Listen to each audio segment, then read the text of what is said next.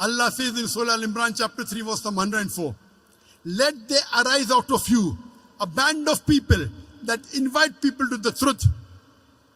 Let there arise out of the ummah a band of people that invite people to the truth, forbid them from doing what is wrong. These are the people that shall attain felicity. Here Allah is talking about full-time dais. How we have full-time doctors, full-time engineers, full-time lawyers, full-time businessmen. How many full-time dais do you have? You can count them on your fingertips.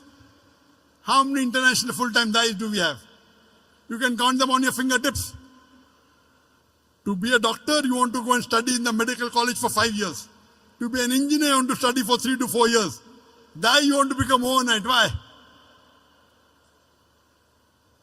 So Allah is talking here, being a part-time dai according to Surah Al-Asr is a fard on every Muslim.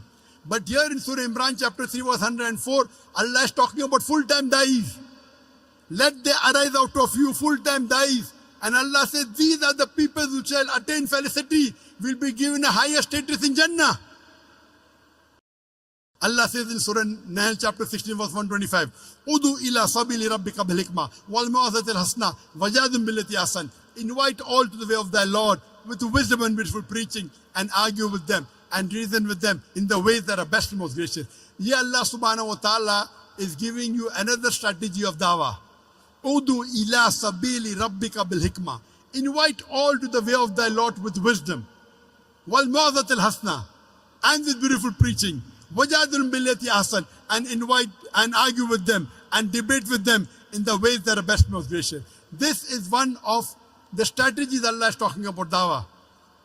That invite people with hikmah and with beautiful preaching and argue with them in the ways that are best and most gracious. You know, many times when I go to give a talk, the organizers come and tell me, Professor Zakir, speak with hikmah, speak with hikmah.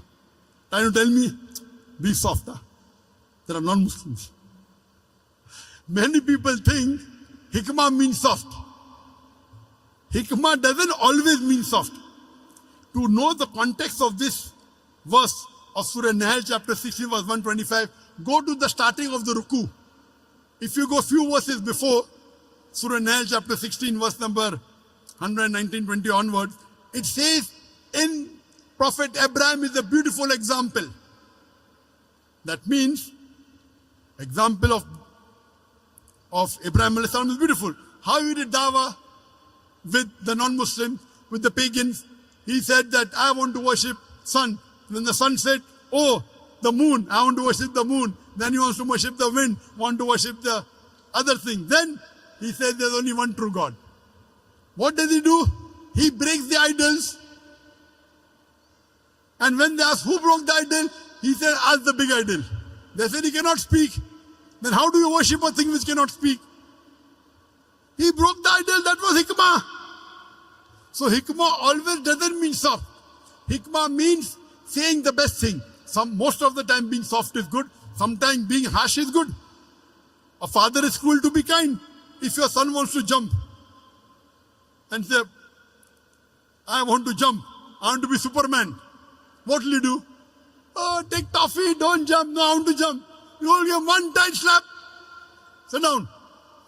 No, I want to jump. I want to fly in the air. You will give one slap. Why? A father is cruel to be kind. Because slapping is the best, otherwise he'll die. So sometimes you have to be tough. Most of the time soft.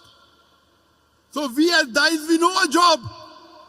Allah says in Surah Nahl chapter 21 verse number 7 and Surah Nahl chapter 16 verse number 43 and Surah Anbiya chapter 21 verse number 7, Fas'alu ahli zikri in kuntum la ta'lamun. If you don't know, ask the person who is knowledgeable. This is my job.